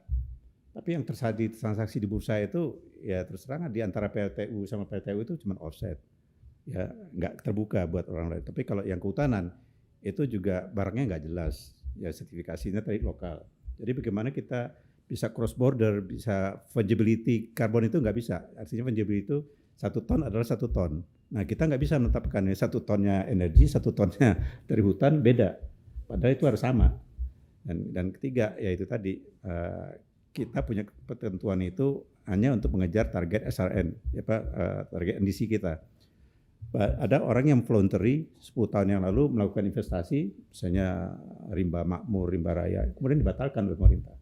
Karena investasi itu kan untuk memancing orang lebih banyak turun, tapi kemudian dibatalkan karena tidak tercatat di NDC. Nah kadang-kadang kebijakan kita tuh bikin bingung, jadi nggak investor friendly gitu. Iya. Gitu ya. Prof silakan, mau bertanya juga boleh Pak kepada 4 narasumber ini Pak. Oke baik, jadi kalau dari hasil diskusi, tadi sebenarnya opportunity-nya besar ya. Namun sampai saat ini kita lihat realisasinya, implementasinya meskipun sudah ada beberapa titik terang, tapi masih relatif minim compared to the opportunity-nya ya. Jadi kalau begitu berarti kita perlu mendorongnya besar-besaran nih ya kalau kita mau mencapai target tertentu. Nah untuk target itu sekali lagi harus kerjasama dari yang pentahelixnya tadi ya, dari government, company, perguruan tinggi atau dari akademisinya, kemudian dari masyarakatnya ya, dan dari medianya juga ya. Jadi perlu ada kerjasama yang benar-benar komprehensif supaya nanti dari hasil tukar pikiran, misalnya tadi bursa bilang ini udah ada, tapi sebenarnya ini masih ada lagi yang sudah ada yang segini, tapi sebenarnya opportunity-nya masih jauh lebih besar ya. Nah itu perlu didukung oleh semuanya, termasuk dari sisi company-nya ya. Nah kalau bicara tentang kerjasama pentahelixnya, kira-kira udah sejauh mana nih ya dari pengamatan Bapak dan Ibu ini, yang bagusnya yang mana, kemudian yang masih banyak perlu digalakan lagi yang mana? Pak Widi dulu merespons pertanyaan Prof. Oh iya memang kita kerjasama tetap ada ini ya. Kalau mengenai untuk ya peluang-peluang seperti kayak karbon dengan pihak perguruan tinggi untuk risetnya dan supaya nanti bisa dari situ kelihatan tuh ya dari pengamatan dari sisi akademiknya gimana, prakteknya gimana, gapnya di mana, terus apa yang harus dilakukan, nanti kerjasama dengan pemerintahnya, dengan medianya, dengan masyarakatnya gitu. Kalau kerjasama dengan perguruan tinggi atau dengan institusi riset itu dengan sendirinya kita ada yang dilakukan sesuai dengan peluang-peluang yang ada ya. Itu baik dengan lokal maupun ada dengan institusi yang ada di luar.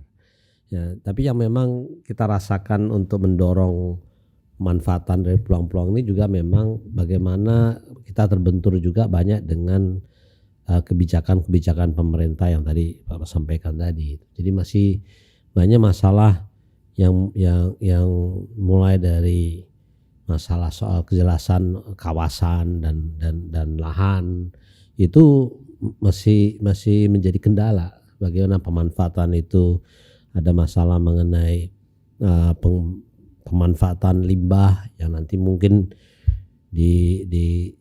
reduce lagi sehingga kita tidak bisa lagi nanti mungkin manfaatkan untuk jadi pupuk segala macam. Jadi ada banyak hal yang tetap masih kita harus banyak berkoordinasi dengan pemerintah, dan kita biasanya melakukan ini semua lewat asosiasi. Jadi di sawit ada GAPKI-nya.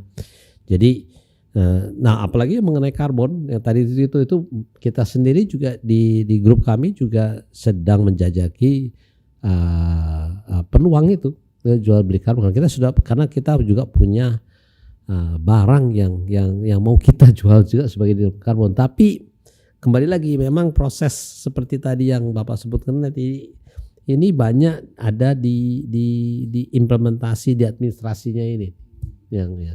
Belum lagi dengan standar yang voluntary yang ini sama nggak dengan di luar negeri. Tapi kan sebenarnya ada peraturan pajak yang untuk super deduction ya. Jadi misalnya keluar kerjasama 100 dengan R&D antara company dengan university, maka yang bisa digunakan sebagai mengurangi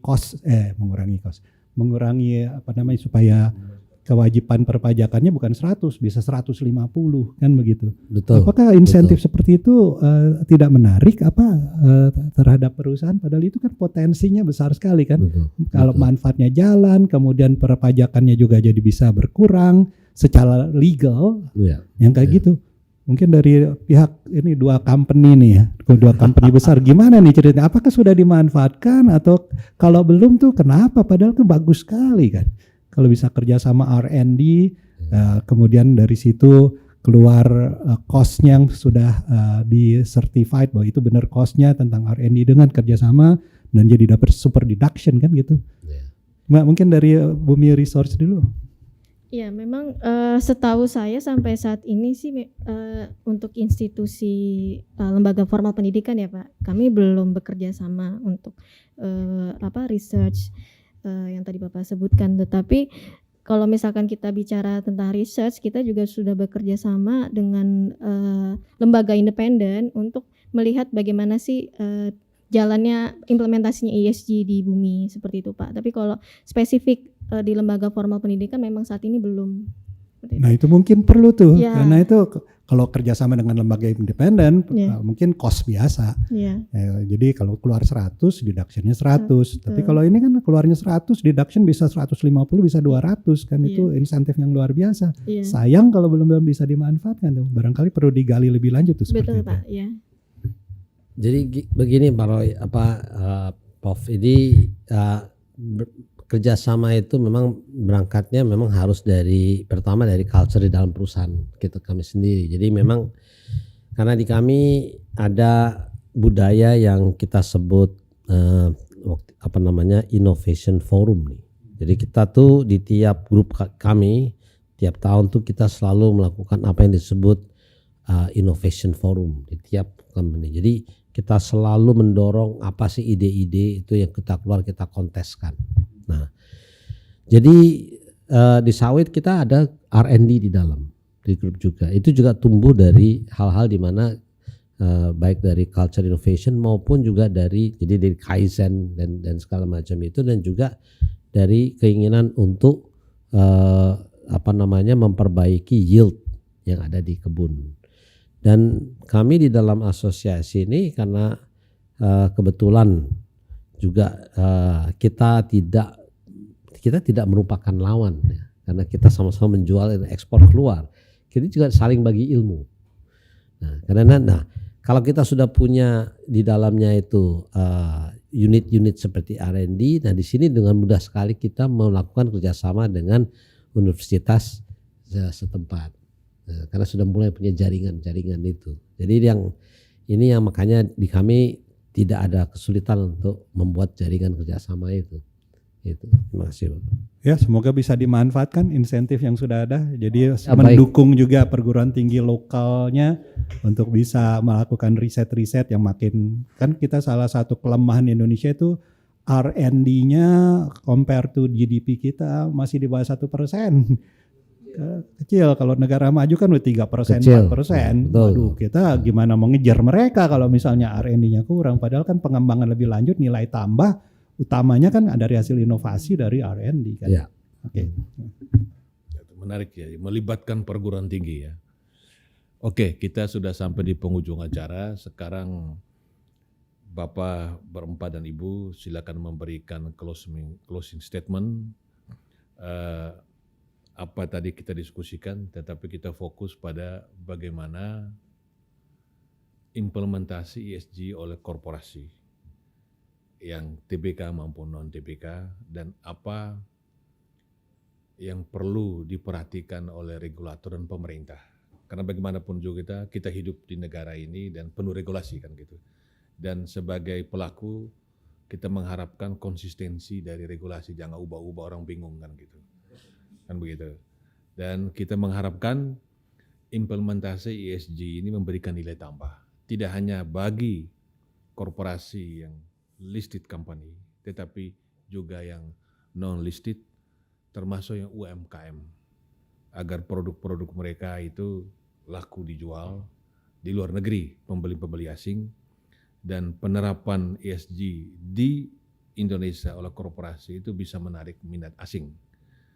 Karena kalau tadi sebut ya EV yang paling nomor satu kan nama Elon Musk yang mau bikin mobil listrik, akhirnya pergi ke negara lain tetangga. Yang kalau sepak bola kita kalah pun kita nggak rela.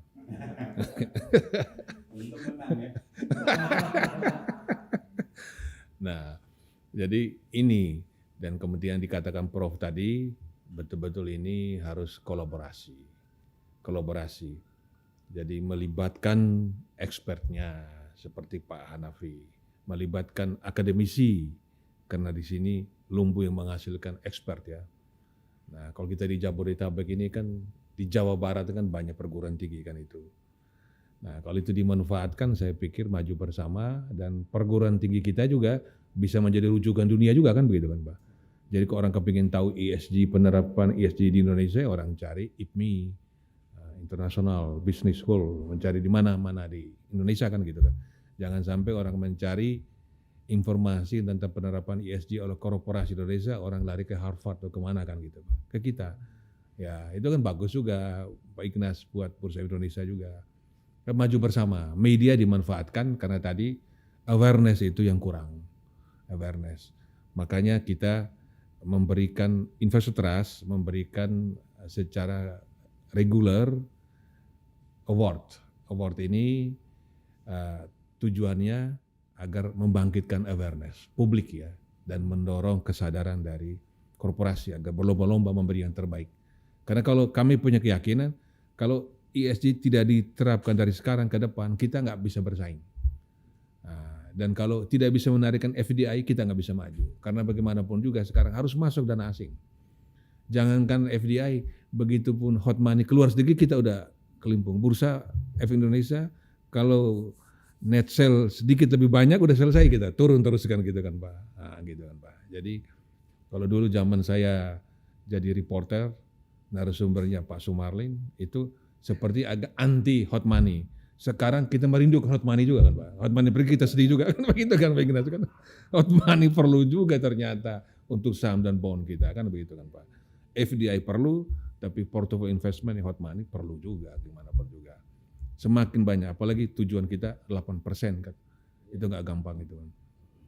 Dan kemudian kita juga kepingin agar pemerintahan baru ini, saya yakin dengan jumlah begitu besar, mengakomodasi kepentingan begitu banyak, mereka perlu mendapatkan sebuah informasi yang lengkap tentang pentingnya ESG. Kalau itu nggak dapat, repot juga. Nanti cuma memikirkan makan bergizi gratis, macam-macam, lupa ini kan penerapan ESG. Pak, ini lebih penting Pak, karena ESG di bidang food ini menghasilkan makan bergizi yang bagus kan gitu kan. Kan begitu kan Pak. Nah itu. Kemudian pada hari Rabu, pada hari Selasa tanggal 26 November 2024 ini, minggu depan, itu ada pemberian penghargaan ESG kepada korporasi yang menerapkannya. Kita belum bisa memberikan di luar korporasi. Nah, paling banyak yang TBK. Di luar TBK ada BUMN, karena BUMN kewajibannya. Nah, silakan bisa mulai dulu dari Ibu lah, dari Ibu Arnis, silakan. Ya, baik. Terima kasih Pak Primus. Jadi memang sebagai closing statement, kami di Bumi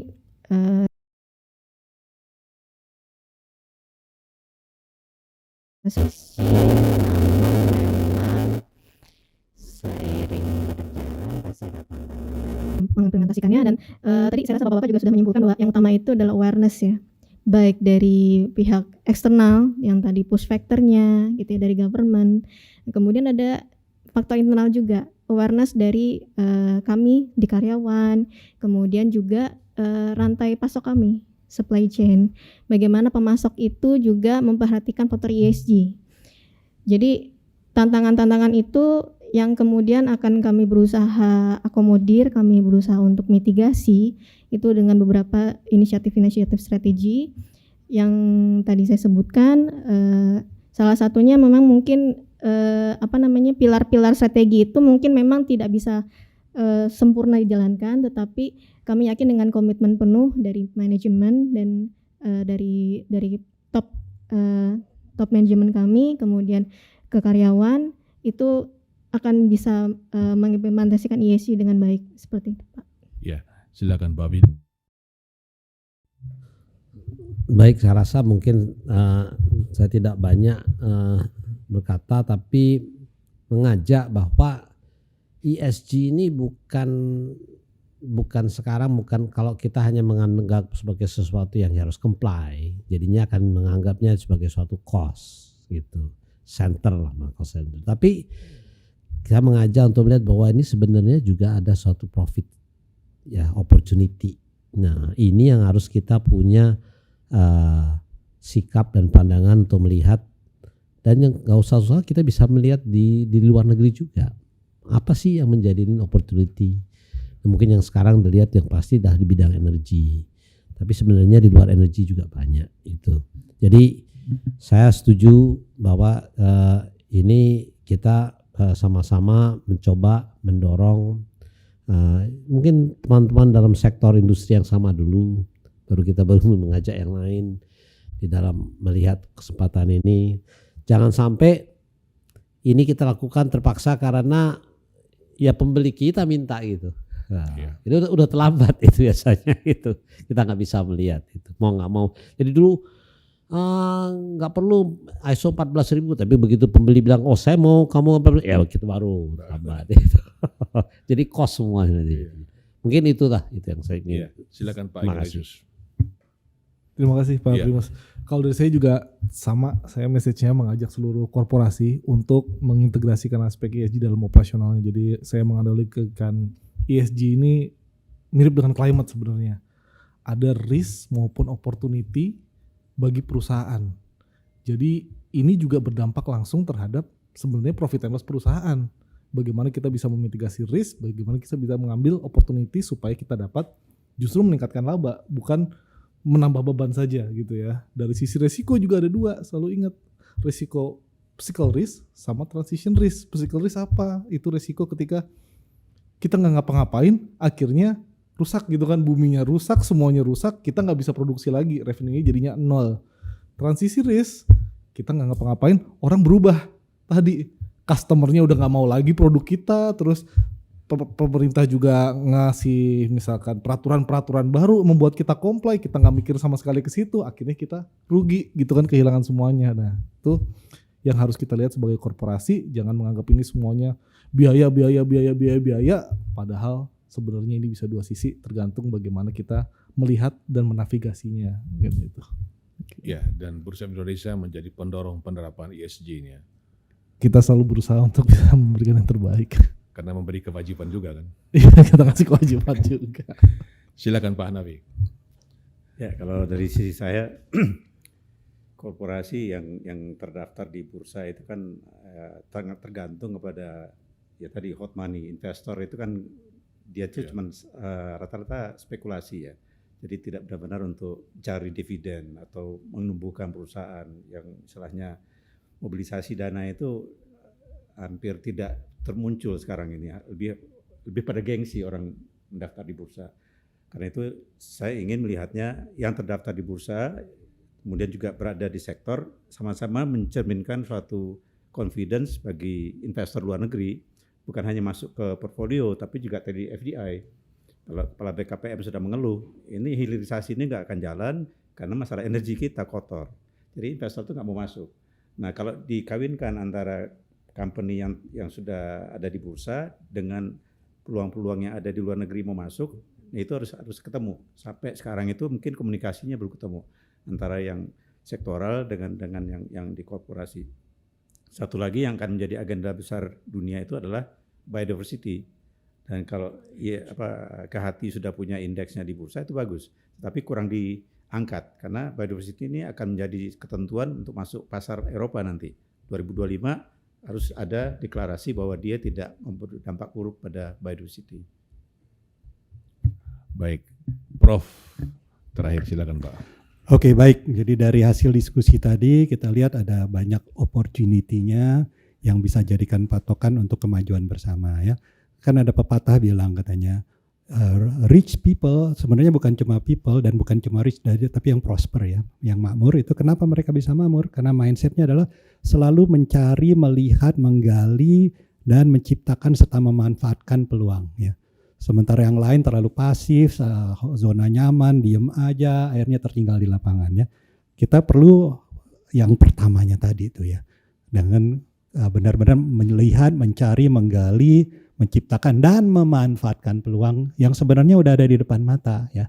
Makanya kita perlu sama-sama bekerja sama yang pentahelix-nya tadi ya, supaya semuanya bisa berjalan. Nah untuk itu perlu ada the best 8H. Apa tuh BEST 8H?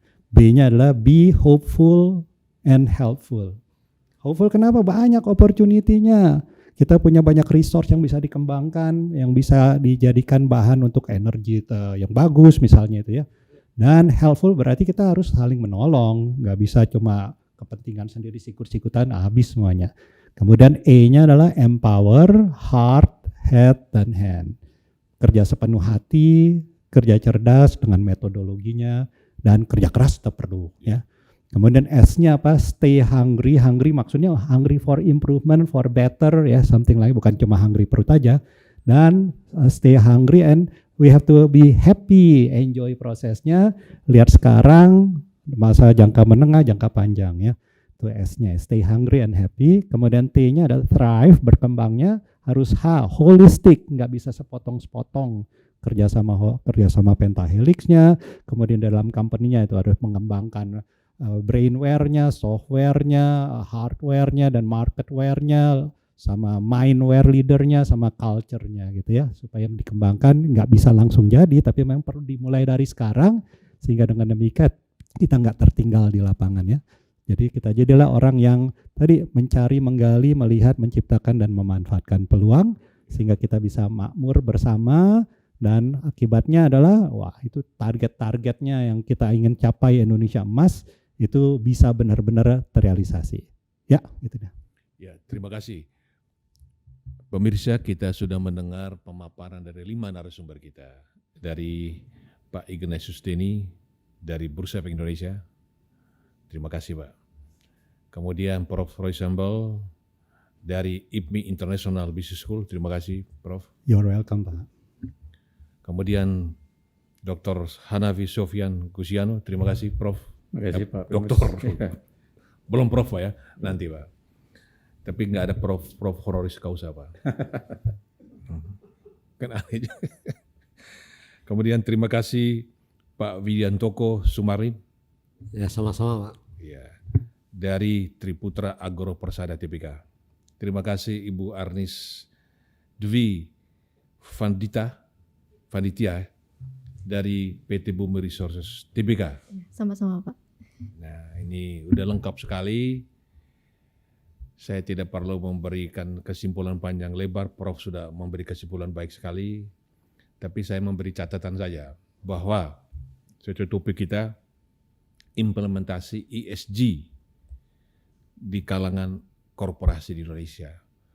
Bagaimana urgensinya? Nah, ada urgensi, ada signifikansi. Nah, kalau tanya apakah signifikan? Pasti signifikan. Penting signifikan. Itu bahkan diwajibkan ya. Apakah urgent? Saya pikir urgent. Kenapa? Kalau kita terlambat menerapkan ini, kita akan ketinggalan. Kan begitu. Nah, tadi semua narasumber mengakui bahwa penerapan ESG jangan dianggap sebagai beban. Beban yang diberikan oleh regulasi, oleh regulator. Tetapi ini adalah sebuah opportunity. Sarana seperti kita mau menyeberang sungai, butuh jembatan. Jembatan itu keharusan sarana, kalau nggak jembatan kita nggak bisa nyebrang. Kalau kita mau punya akses, kepingin punya akses ke pendanaan, maka ESG itu wajib kita terapkan. Kalau kita kepingin punya akses untuk laku produk-produk kita, ESG penerapannya. Nah, oleh karena itu kewajiban ESG itu signifikan dan urgent juga. Dan kemudian untuk perusahaan TBK, memang Pak Hanafi itu tetap dibutuhkan Pak. Kalau memang mereka menerapkan ESG, maka yang sudah TBK, mereka bisa melakukan second public offering, bisa laku sahamnya. Mereka right issue bisa dapat laku harga yang lebih baik. Kemudian kalau mereka issue bond itu yang belum jual saham maupun sudah jual saham bisa issue bond ya, sesuai memenuhi asas keterbukaan, laku. Tadi berbagai jenis tadi, bukan cuma green bond saja, tapi sudah sampai sustainability bond ya, bahkan responsible bond ya. Itu berbagai jenis itu. Tapi ujung-ujungnya adalah pelaksanaan ESG kan itu. Nah, jadi kalau ESG dilaksanakan dengan baik, maka akses kemana-mana itu terbuka. Dan tadi Pak Hanafi sudah mengatakan, investor nggak mau masuk ke sini karena melihat industri kita masih kotor. Nah ini kita harus bereskan. Dan mumpung ini pemerintahan baru beberapa sekian bulan, maka kita wajib mendukung dan kita akan menyampaikanlah semacam policy paper kepada mereka dari diskusi ini ya. Kita akan lengkapi, kita sampaikan, buatlah regulasi yang baik dan konsistenlah, jangan ubah-ubah agar mendorong korporasi yang ada yang sudah TBK maupun non TBK, bahkan sampai ke UMKM pun, agar UMKM produknya bisa internasional. Kan begitu, kalau bilang UMKM naik kelas ya produknya yang international standar. Karena kita turisme juga, orang asing datang ke sini sebagai turis, mereka beri produk UMKM sudah global standard. Mereka nginap di hotel-hotel kita, walaupun kelas melati, tapi global standard juga, sudah ESG. Bahkan hotel-hotel sudah punya sustainability report juga. Wah itu kan keren Pak. Kalau sampai ke sana Pak Hanafi, ekonomi kita maju, kontribusinya besar terhadap pertumbuhan, maka 8% pertumbuhan itu nggak masalah. Karena kita punya manusia, warga usia produktif itu 70% dari total. Itu besar sekali dan itu kita bisa menikmati bonus demografi ini sampai tahun 2038, bahkan bisa sampai 2040. Dan itu kita manfaatkan dengan pertumbuhan, maka kita bisa menghasilkan generasi emas 2045. Pemirsa, terima kasih. Kita jumpa lagi dalam diskusi kita selanjutnya. Sampai jumpa. Terima kasih Prof. Pak Ignas, Pak Bidi, Pak Hanafi, Ibu Arnis, terima kasih.